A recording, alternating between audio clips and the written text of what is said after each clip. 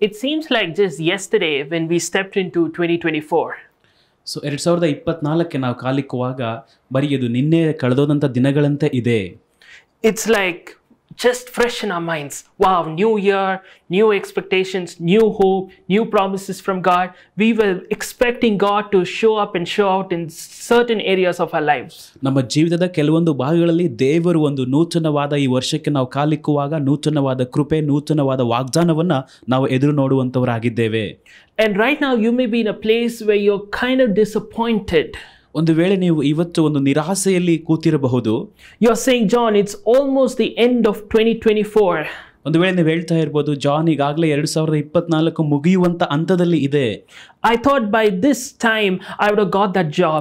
By this time I would have got married. By this time I would have got this answer. Maybe you're disappointed. ಒಂದು ವೇಳೆ ನೀವು ನಿರಾಶೆಯಿಂದ ಈ ರೀತಿಯಾಗಿ ಹೇಳ್ತಾ ಇರ್ಬೋದು, ಈ ಸಮಯಕ್ಕೆ ಈಗಾಗಲೇ ನನಗೆ ಆ ಕೆಲಸ ಸಿಕ್ಕಿರಬಹುದಾಗಿತ್ತು, ಈ ಸಮಯಕ್ಕೆ ಈಗಾಗಲೇ ನನಗೆ ಆ ಮದುವೆ ಆಗಿರಬಹುದಾಗಿತ್ತು, ಆದರೆ ಇನ್ನೂ ನನಗೇನು ನಡೆದಿಲ್ಲ ಎಂಬುದಾಗಿ ನೀವು ನಿರಾಸೆಯಲ್ಲಿ ಇರುತ್ತೀರಿ. Are you disappointed today? ಇವತ್ತು ನೀವು ನಿರಾಸೆಯಲ್ಲಿದ್ದೀರಾ? Well, I want to share a word with you. ಇವತ್ತು ನಾನು ನಿಮ್ಮೊಂದಿಗೆ ಒಂದು ಮಾತನ್ನು ಹಂಚಿಕೊಳ್ಳಲು ಇಷ್ಟಪಡುತ್ತೇನೆ. When you look at Matthew chapter 1, ನೀವು ಮತ್ತಾಯನು ಬರೆದ ಸುವಾರ್ತೆ 1ನೇ ಅಧ್ಯಾಯವನ್ನು ನೋಡುವಾಗ, when you look at verse 18, and I'm going to read to you from the NLT version. So NLT ವರ್ಷನಿಂದ ನಾನು 18ನೇ ವರ್ಷದಿಂದ ನಾನು ಓದುತ್ತೇನೆ. This is what it says. This is how Jesus the Messiah was born. ಯೇಸು ಕ್ರಿಸ್ತನು ಈ ರೀತಿಯಾಗಿ ಜನಿಸಿದನು ಎಂಬುದಾಗಿ. His mother Mary was engaged to be married to Joseph. ಆತನ ತಾಯಿಯಾದ ಮರಿಯಳಿಗೆ ಯೋಸೇಫನೊಂದಿಗೆ ನಿಶ್ಚಿತಾರ್ಥವಾಗಿತ್ತು. But before the marriage took place, ಮದುವೆ ಆಗುವುದಕ್ಕಿಂತ ಮುಂಚಿತವಾಗಿಯೇ, while she was still a virgin, ಆಕೆ ಇನ್ನು ಕನ್ನಿಕೆಯಾಗಿರುವಾಗಲೇ she became pregnant through the power of the Holy Spirit. ಪರಿಶುದ್ಧಾತ್ಮನ ಶಕ್ತಿಯಿಂದ ಆಕೆ ಗರ್ಭವನ್ನು ಧರಿಸುತ್ತಾಳೆ. Listen to this carefully, people. ಗಮನವಿಟ್ಟು ಇಲ್ಲಿ ಕೇಳಿ ಜನರೇ. Till she got engaged, her life was normal. ಆಕೆ ಒಂದು ನಿಶ್ಚಿತಾರ್ಥವಾದದಿಂದ ಆಕೆ ಜೀವಿತವು ಚೆನ್ನಾಗಿಯೇ ಇತ್ತು. Her engagement ceremony was like every other engagement ceremony. ಆಕೆ ಆ ಒಂದು ನಿಶ್ಚಿತಾರ್ಥದ ಒಂದು ದಿನವು ಎಲ್ಲಾ ನಿಶ್ಚಿತಾರ್ಥದ ದಿನದಂತೆ ಇತ್ತು. It was just like she was like any other normal girl. ಒಂದು ಸಾಮಾನ್ಯ ಎಲ್ಲಾ ಹುಡುಗಿ ತರ ಈಕೆಯು ಕೂಡ ಇದ್ಲು. You may be looking at your life and saying everything looks normal. ಇವತ್ತು ನೀವು ಕೂಡ ಹೇಳ್ಬೋದು ಎಲ್ಲವೂ ಕೂಡ ಸಾಧಾರಣವಾಗಿಯೇ ಇದೆ ಎಂಬುದಾಗಿ. Nothing special. ಯಾವುದು ಕೂಡ ವಿಶೇಷವಾಗಿಲ್ಲ ಎಂಬುದಾಗಿ. But here's the amazing thing. ಆದರೆ ಇಲ್ಲಿ ಒಂದು ಆಶ್ಚರ್ಯವಾಗಿರುವಂತ ಸಂಗತಿ ನಡೆದಿದೆ. The Bible says that before the marriage took place, while she was still a virgin, suddenly there's a divine intervention.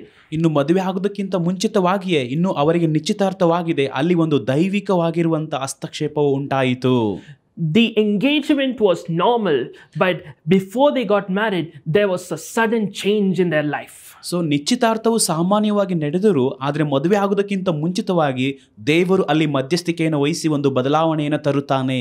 You have no idea how God is going to suddenly show up in your life and suddenly show out in your life and change the trajectory of your life completely. ನಿಮಗೆ ಖಂಡಿತವಾಗಿ ನಿಮಗೆ ಗೊತ್ತಿಲ್ಲ ದೇವರು ನಿಮ್ಮ ಜೀವಿತದಲ್ಲಿ ಮಧ್ಯಸ್ಥಿಕೆಯನ್ನು ವಹಿಸಿ ನಿಮ್ಮ ಜೀವಿತದ ದಿಕ್ಕನ್ನು ಹೇಗೆ ಬದಲಾಯಿಸ್ತಾನೆ ಎಂಬುದಾಗಿ. You just imagine as Mary and Joseph as normal people like you and me. ಊಹಿಸಿ ನೋಡಿ, ಮರಿಯಳು ಯೋಸೇಫನು ನಮ್ಮ ಹಾಗೆ ಸಾಮಾನ್ಯ ಜನರು, how they would have been in that engagement. ನೋಡಿ ನೀವು ಊಹಿಸಿಕೊಳ್ಳಿ ಅವರ ಒಂದು ನಿಶ್ಚಿತಾರ್ಥ ದಿನದಂದು ಹೇಗೆ ಇರ್ತಾರೆ ಎಂಬುದಾಗಿ. Look at all the hype, look at all the excitement, just imagine all of that. ಅಲ್ಲಿ ನಡೀತಿರುವಂತಹ ಸಂಭ್ರಮಣೆಯನ್ನ ಎಲ್ಲವನ್ನ ಅವರು ನೋಡಿ ತುಂಬಾ ಉತ್ಸಾಹದಿಂದ ಇರುತ್ತಾರೆ. Just imagine just before that when they were looking for a bride or a bridegroom, how they would have met and how they would have started out. Just imagine how normal everything would have been. So ಅವರು ಆ ಒಂದು ಮೊದಲಿಗಿತ್ತಿಯನ್ನ ಮದುಮಗನನ್ನ ಅವರು ಆ ಒಂದು ಸಂಧಿಸುವಂತ ಪ್ರಕ್ರಿಯೆ ಇವೆಲ್ಲವೂ ಎಷ್ಟು ಸಾಮಾನ್ಯವಾಗಿ ನಡೀತಿದೆ ನೀವು ಊಹಿಸಿ ನೋಡಿ. Just imagine when Mary was growing up, she wouldn't have ever thought of what was going to happen. She thought this was just a normal life. ನೋಡಿ, ಮರಿಯಳು ಕೂಡ ಆಕೆಗೆ ಏನು ಸಂಭವಿಸುತ್ತದೆ ಎಂಬುದಾಗಿ ಆಕೆ ಗೊತ್ತಿಲ್ಲ. ಆಕೆ ಸಾಧಾರಣವಾಗಿರುವಂತ ಜೀವಿತವನ್ನ ಆಕೆ ಬೆಳೆಯುತ್ತಾ ಜೀವಿಸ್ತಾ ಇದ್ದಾಳೆ.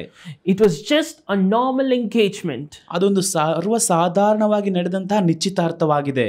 But they had no clue during that engagement that by the time they have the next big ceremony of marriage, there's going to be a big intervention from God. ಅವರಿಗೆ ಯಾವುದೇ ಒಂದು ಆಲೋಚನೆ ಇಲ್ಲ, ಅವರ ಮದುವೆ ಮುಂಚಿತವಾಗಿ ದೇವರ ಒಂದು ದೊಡ್ಡ ಮಧ್ಯಸ್ಥಿಕೆ ಅಲ್ಲಿ ಉಂಟಾಗ್ತದೆ ಎಂಬುದಾಗಿ. This is a word I want to share to encourage you. ಇವತ್ತು ನಾನು ಈ ಮಾತನ್ನ ಹೇಳಿ ನಿಮ್ಮನ್ನ ಉತ್ಸಾಹಪಡಿಸ್ತೇನೆ. You have no idea how God is going to suddenly show up, suddenly show out, suddenly turn your life around. ನಿಮಗೆ ಗೊತ್ತಿಲ್ಲ, ನಿಮಗೆ ಆಲೋಚನೆಯೂ ಕೂಡ ಇಲ್ಲ. ದೇವರು ತಕ್ಷಣವೇ ನಿಮ್ಮ ಜೀವಿತದಲ್ಲಿ ಮಧ್ಯಸ್ಥಿಕೆಯನ್ನು ವಹಿಸಿ ಹೇಗೆ ನಿಮ್ಮ ಜೀವಿತವನ್ನ ಬದಲಾಯಿಸ್ತಾನೆ ಎಂಬುದಾಗಿ. When I least expected, I started seeing my podcast ranking up the charts. When I least expected, I saw my book started ranking in number 1 positions. When I least expected, I got the job when I needed one. You have no idea, when you least expect, God is going to suddenly intervene in a very big way and change your life completely.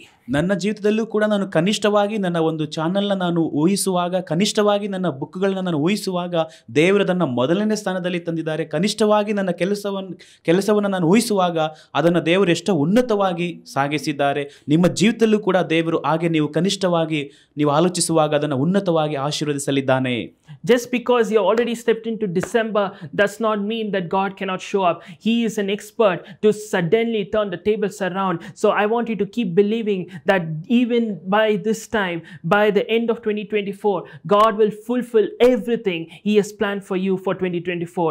In Jesus' name, amen. ಒಂದು ವೇಳೆ ನೀವು ಅಂದ್ಕೊಳ್ತಾ ಇರ್ಬೋದು, ಈಗಾಗಲೇ ನಾನು 2024 ಡಿಸೆಂಬರ್ಗೆ ಕಾಲಿಟ್ಟಿದ್ದೇನೆ, ಇನ್ನೂ ಏನು ನಡೆದಿಲ್ಲ ನನ್ನ ಜೀವಿತದಲ್ಲಿ ಎಂಬುದಾಗಿ. ಆದರೆ ದೇವರು ಮಧ್ಯಸ್ಥಿಕೆಯನ್ನು ವಹಿಸಿ ನಿನ್ನ ಜೀವಿತವನ್ನು ತಕ್ಷಣವೇ ಬದಲಾಯಿಸಲು ಆತನು ಶಕ್ತಿ ಉಳ್ಳವನಾಗಿದ್ದಾನೆ, ಯೇಸುವಿನ ನಾಮದಲ್ಲಿ.